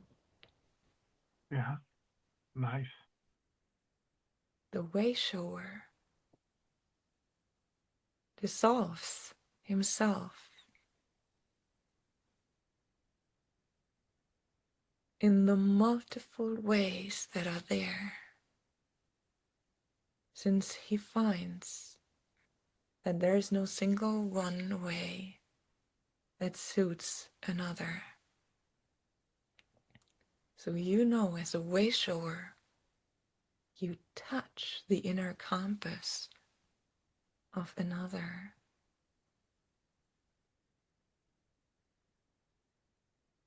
It's not something you force onto anyone. It is you being you. So even the way shower does not exist when he goes to the essence of what this is. There is no way to show. As your way, your path forms under your feet, so the path of every single one forms under their feet, with every step they trust into. You can't teach anyone trusting. You can live trusting and thus inspire others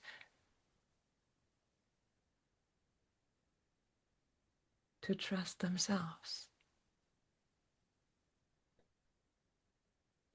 That was kind of to the point what we spoke about before. Yeah, I really love that because it takes not the healer now, but the way shower, and also reveals that you are not just a healer, but also a way shower, right? And it takes the way shower to being out of job because there's no way to show anymore. It's really more of the sensation or as they said, the trusting to it's more of a vibrational um, inducement or share that the ultimate way shower probably carries. Yeah, yeah. I mean, in this ultimate analysis, let's say, I totally agree. What I was wondering when I was reviewing this message a long time ago after we did the session uh, was okay, but just hearing this message isn't also a kind of way shower mechanism. You know what I mean? Yes. Yeah. So I mean, I totally get that the end goal is that, but besides before we reach the end goal, let's say, or closer to the end goal, uh, maybe maybe the question is the play of words like way shower, and I totally get it again, but it's like isn't everything showing us the way. You know what I mean? Yes. Yeah, Yeah. I just had that feeling that it happens simultaneously. Like the way shower knows he's playing. He's, yeah, showing the way even though the way cannot be shown. So he pretends he's showing the way, and while he shows the way, the other remembers because the vibration and the play is hitting home, right? yeah, And it's that's how I feel about it. How I feel it. It's really the ultimate way shower does not need to do nothing. He yeah, doesn't need to stop showing the yeah, way.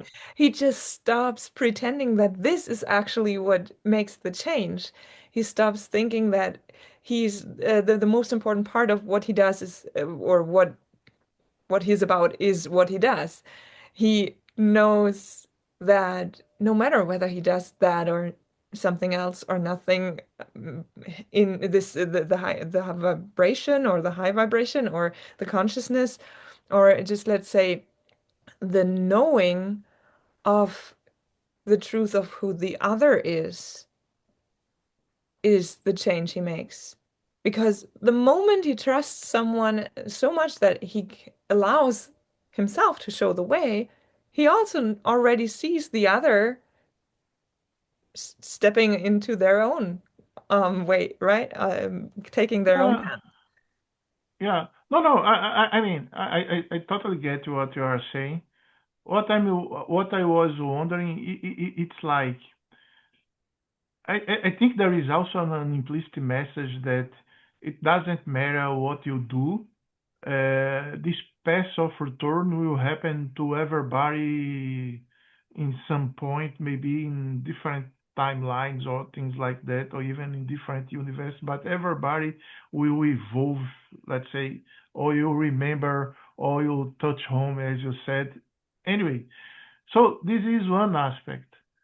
Uh, the other aspect that make me how can I say, it's not like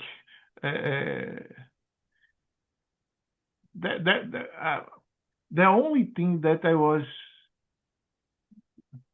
how can I say, questioning a little bit is because the message says there is no such thing as one path that fits everybody.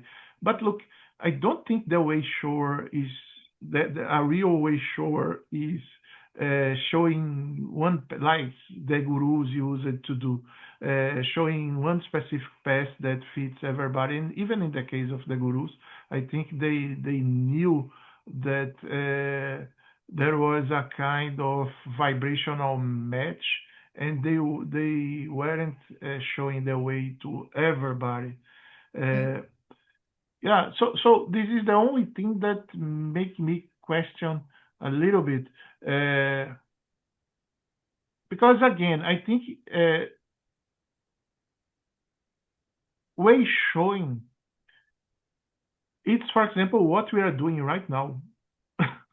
Right. Yes, Yeah, that's true.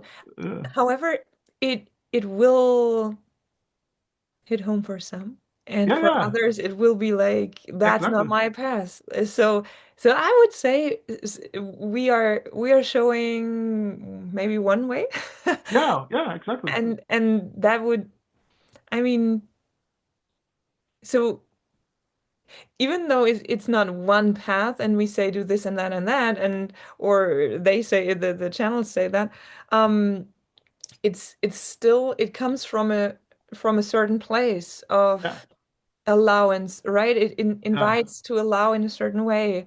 There are other paths that take you more into a direction of discipline, and from there, or of focus, or of yeah, firstly go into right and wrong, and from there. So there's even in the way showing, there is so different paths you can open up to, and open people up to, or refer to. So yeah. Yes. Yeah. yeah. But again, these are so multi-layered message that we really Yeah. need to reflect a lot Yes. to come up with half of the meanings. Yes. So true. So true. So being in the now always means enjoying to the fullest your presence in this form that you have focused essence into, as essence into. All the other forms are also you, essence in the others. Your primary choice is your primary experience. That does not mean that you are not, through all the other experiences, choosing all the other experiences over yourself, to have them be secondary experiences, experiences that you have, just not as a primary one, not as a one that you have to feel through in all its intensity of feeling that it is you.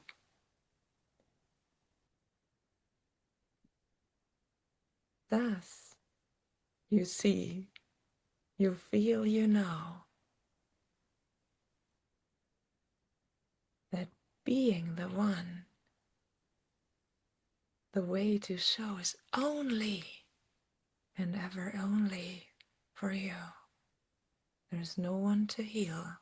There's no one to way show. It's all only for you, since you are the essence that is through everything. Your vibrational change changes everything. So another layer of sophistication. Yes. Oh, yes. I love that one. Brings all back to ourselves, right? Yeah, yeah, yeah. I totally agree. I think it brings back the principle that we are so powerful that we have actually no idea how we are changing the reality to provoke people that needs to be healed and things like that. Yeah, Right, right. yeah. It's like bending in a good sense the reality. Yeah, Yes. Yeah, that's true. I mean, it's very, I love the way it's put. yeah, Like, we are in this primary choice, but all the other choices are also ours, just not as intense as this one, right?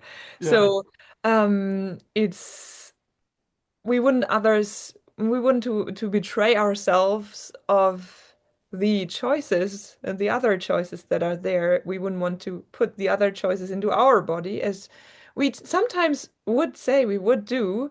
Like, oh, you are suffering so much. I wish I could take your suffering and suffer it for you, right? And I mean, people have done that and they have been granted with that wish yeah, so that they were allowed to suffer for others. And oftentimes it changed because they didn't take in account the vibrational change that comes along with it.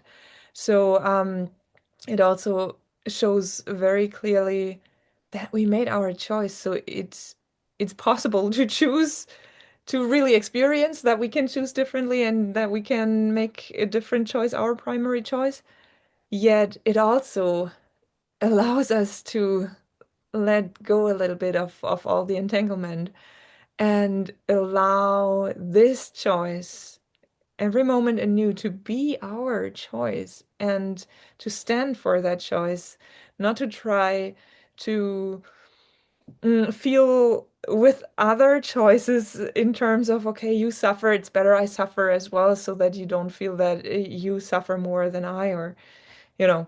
Um, I feel it really encourages us to stand with our choice, to acknowledge our choice, and to really choose confidently what we want to choose, because we know all the other choices are there as well. They are not going away through our choice. At the same time, they are our choices. So doesn't make any sense to erase them. It's more fun to see, wow, all the choices out there, and we can go through our experience without questioning the other choices. That's kind of how I see it. Yeah, interesting. Interesting. Yeah, I also see that explanation as the orchestration itself, like uh, all the entanglements in a good sense that we provoked to play this thing and to because uh, I think there are several levels of integration of the same principle or the same truth or the same part of the truth or something like that. Uh, and to really, let's say, travel in this path of remembrance and coming back home, or as you wish to name it. Uh, I think, yeah, and this is why every path is unique in the sense that uh, the integrations of everything that happens around us, it's really, how can I say, yeah, it's really a co-creation. Uh, yeah. So I think there is a huge ripple effect that we have no idea about how huge it is. Probably even reaching outsiders eventually. Yeah, yeah. It's And so it's true. really, sorry? Yeah, go ahead. Yeah, and it's really, how can I say, it's really difficult to decode uh, all these layers. Yeah, yeah, that's true. Um, so you are kind of pointing out that aspect that was said, and I love that, where the individual's choice really has an effect on everything, right? The butterfly effect. So the vibrational choice really makes a huge difference and touches all the surrounding realities and choices and people. And it's I see the orchestra, right, where everyone plays their part, and it's more fun when we play really with heart. I wouldn't even say the best one can play, but the best we can play in that moment. Not the best as in the most adequate, but really the most felt, right? And the most conscious even. And when we do that, we can basically see how the rest also changes in the way it fits together, in the way it others are engaged and feel more because one allows to feel more. We can see how the audience gets engaged more. We can see how those who might hear it in the radio get engaged more, right? So it's a ripple effect, as you said, that starts right here with so little effort, right? It's not even effort, but um it, so little of a choice, kind of. But it is a choice. It is a tiny little thing that really has a huge effect. So yeah, that's powerful. Yeah, So take yourself as the most important subject, and we say that with the twinkling of an eye, to transform. Transformation is not a thing to effort into. Transformation is allowing this moment to flow through you, to unfold, to be what it really is. A miraculous experience of joy, of love in human form and beyond. So that's the perfect wrap up, isn't it? yeah, it is. It's really reminding us to take the best care of ourselves. Yeah, and also this allowance.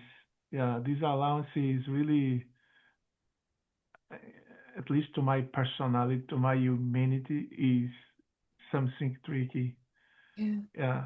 And I used to say to people something very similar, but it's funny. I think it's a kind of reflection that I provoke around me because usually people say, okay, Fabio, I totally understand this thing. But look, when I try to be in a state of allowance, things usually get worse to me because it's like it's difficult to understand that this state of allowance can also bring things that are not in resonance with our ego, but they are important to our path, let's say. But it's difficult to admit that. That's true.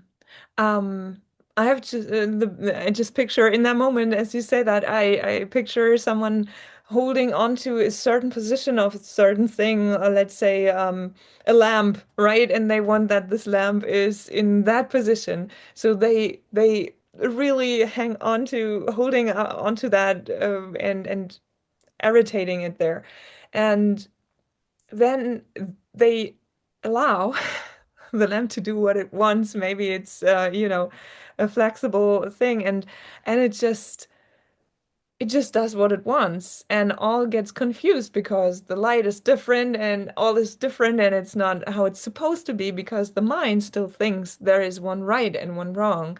So oftentimes when we really allow, it feels like chaos, but when things fall into place, there might be a light that is completely, it was not even thinkable, you know, that this tiny light could fill the entire room. Maybe it points to the mirror all of a sudden, and there is, but it was not in the range of what the mind could think. So the part where the lamp in this case finds its perfect position is chaos. But when it has found its position, it's like the most natural ever, and you don't even have to hold on to that lamp anymore or irritate it.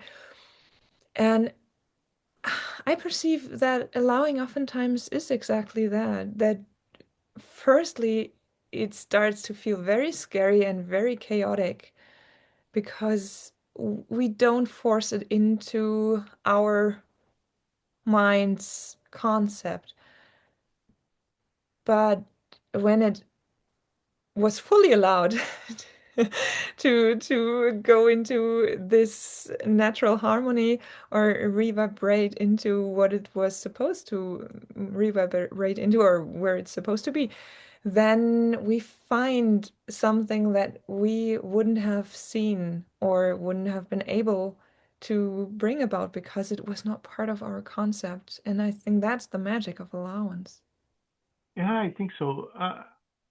I think when we really allow our state, I mean, the let's say the ultimate or the ideal level of allowance is when our acceptance is so high that we don't even perceive this chaos as chaos. Yeah, uh,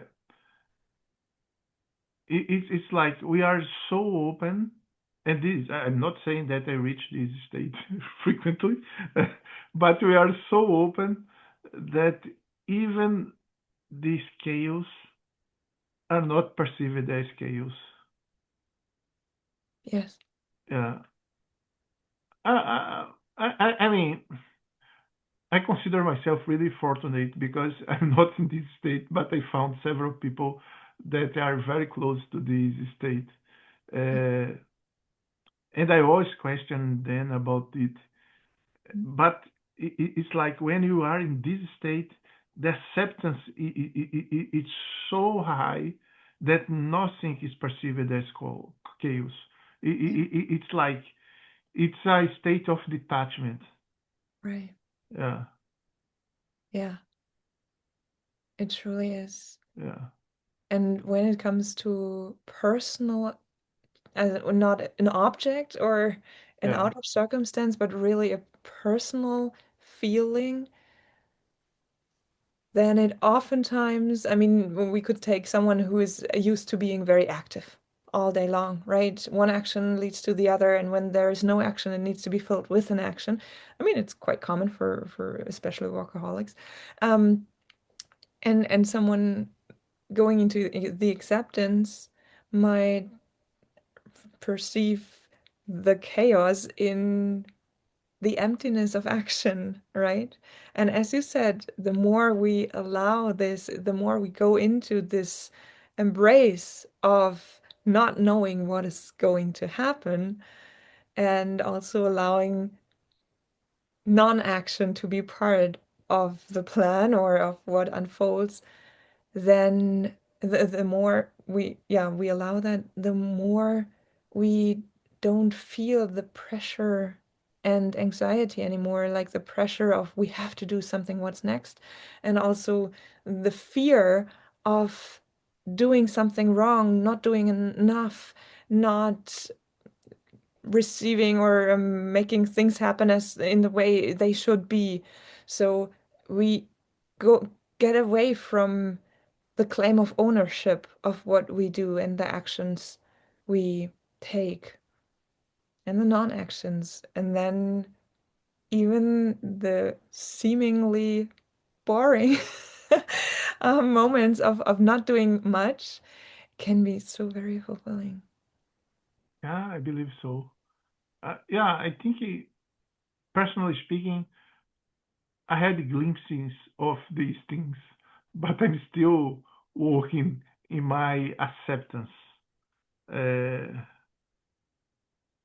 I totally can see a progress, personally speaking, because you becoming you become more and more detached to everything. But it's funny because I think it's again a multi-layered thing. You start to get rid, for example, of attachment with, let's say, material things, but you still have attachment about surviving and let's say maintaining yourself and things like that.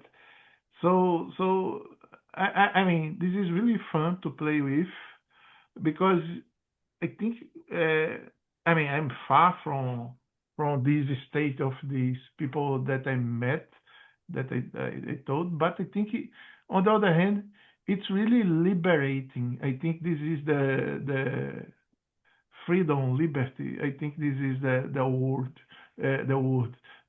because well, when you really get detached to something that you hold so uh, fond of, the feeling of liberation is well, ex, ex, okay, it's impressive. Yes. Yeah, Yes. yeah, Yeah.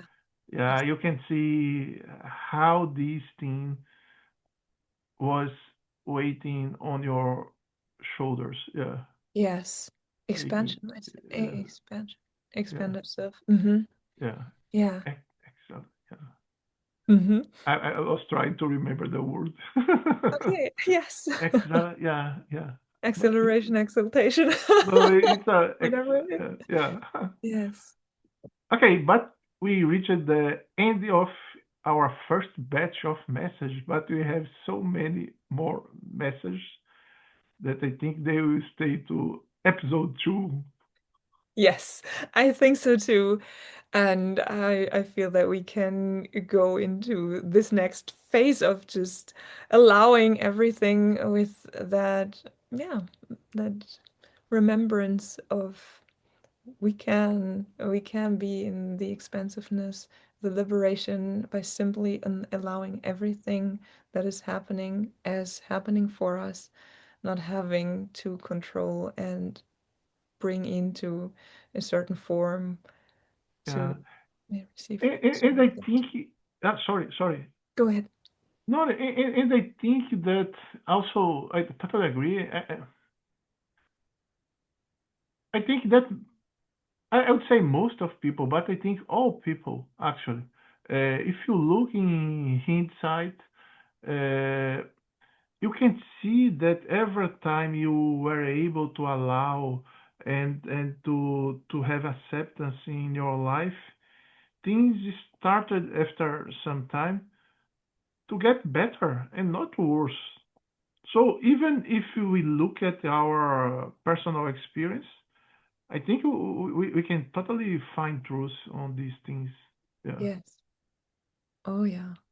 Yeah. Wonderful. And Wonderful. on the other hand, in the situations that we were really attached and we are in a state of non-allowance and non-acceptance, we saw how much we struggle in the exchange of usually nothing. Yeah, Yes. Yes. yeah, Also very true. Yeah. mhm. Wow. So let's embrace and accept Yeah. and see what unfolds. Okay, Marina. See you on next episode. See you then, Fabio. Thank you so much. It was so much fun. Thank you. Thanks a lot. Thank you.